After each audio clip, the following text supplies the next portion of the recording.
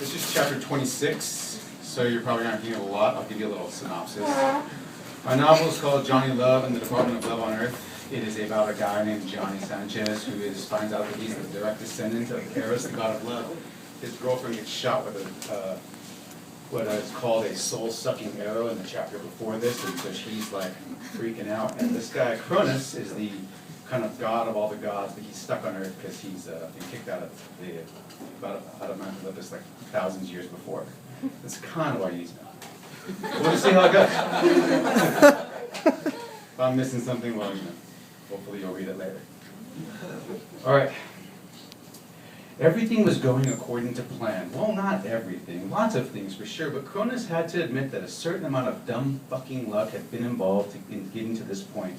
Psyche had disobeyed him. Cronus would deal with her later, but seriously, how perfect was it that her failure had turned out to be exactly the motivation Johnny Love would needed to fulfill his destiny?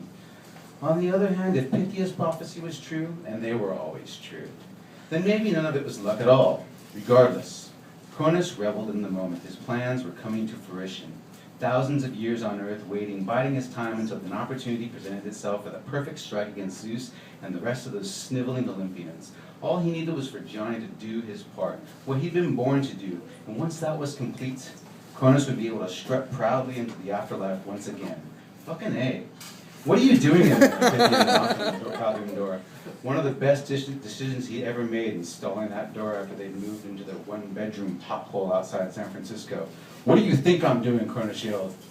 Because the toilet was his only place to get some peace in that damn cave, he was forced into a life of mold and echoes because Pythia and her damn snakes needed to live in a cave. Gods forbid she become obsessed with garden snakes. No, she had to go for pythons, and pythons could only survive or thrive in cold and damn claustrophobia. Was it his fault that the bathroom was the only place that didn't reek of python venom vapor? Was it his fault that Pythia had to fester in it to receive her visions? Yeah, her visions that she barely even had anymore. More than 2,000 years together, Cronus had gotten used to their palatial space at Delphi and was having a hard time adjusting to their hobbit hole, fucking San Francisco real estate. And he just needed a little space, maybe a place to read some news from the afterlife. And when he did leave the cave, it was always, where are you going? How long will you be gone? We have cable here. Why do you need to go to the bar to watch the Olympics? All he needed was a place to himself. A man needs a place to brood and plot and plan. And so what if once in a great while the brooding and the reveling in sweet victory involved a little nymph porn? He was once the king of the gods, the father of Olympians, the mighty Cronus. And look at him now, reduced to crouching over a toilet with a faded photo of Aphrodite, the one with the seashell and the foam and the crotch shot, trying not to grunt too loud. Will you have a call? Pythia yelled through the door. Damn it, woman, you know I'm not taking calls from Psyche. Did I say it was Psyche? Cronus imagined a smug smirk likely crawling across Pythia's face, the one that was kind of sexy 2,000 years ago, but now with all sorts of attitude. No, I don't think I did say it was that whore face. Do you want me to tell Lashuf that you'll call him back or what? Lashuf, news from the DLE. I'm coming, Cronus yelled. Cronus quickly cleaned up and walked through the granite cave hallway into the living room, his makeshift base of operations. Likely looked like they couldn't have found a cave with one more room. Cronus sat down on his couch and flipped on a flat screen. Lashuf's face came into view, like he was about to pounce face first into the camera. You have an update for me, Lashuf? Cronus always deepened his voice when he spoke to underlings.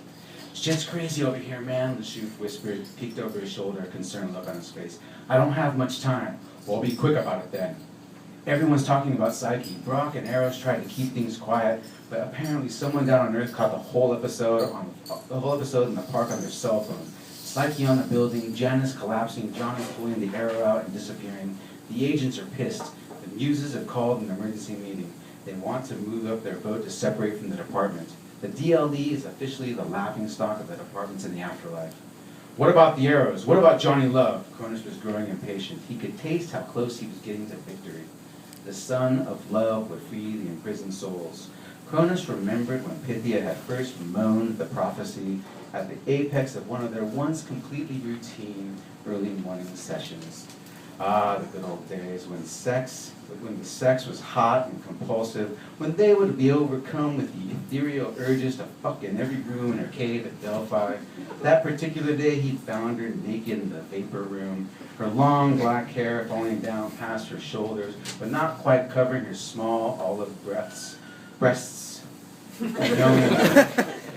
knowing smirk, about of an eyelash, her long, thin finger curls come hither. Pythia straddled him next to the venom vapor chasm on the cave floor and rode Cronus like he was Pegasus. Yippee-ki-yay, motherfucker. Johnny's a wreck, Lashuf said. He hasn't left the lab. Been sleeping here. Boss, they're no closer to figuring out how to extract the arrows, and each time they fail, another one dies. Johnny refuses to let them test on the Ramirez arrow, and they only have a few left.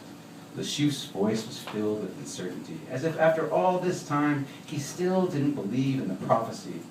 Even with all that had happened, Psyche reappearing after thousands of years, the slow but noticeable decline in the power of the DLE, the muses, the fucking muses turning their back on the department, the arrival of Johnny Love, and still Lashuf seemed filled with doubt, maybe not out loud, but the skeptical twinkle in his monocle told Cronus the man's faith was wavering.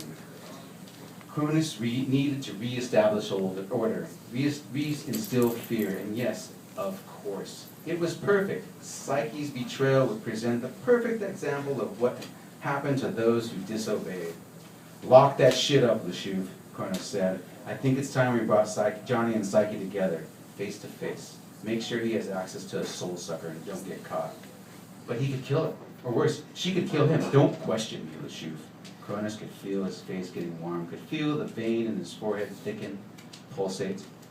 Psyche will not succeed, and she's no longer essential to our plan anyway. Get it done, and don't fail me. Cronus ended the call.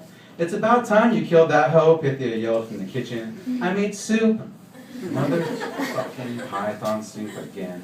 That thick broth, the sweet chrysanthemum. Pythia thought she was so revolutionary in adding those bland chunks of serpent. His stomach turned. He needed to buy his own damn groceries.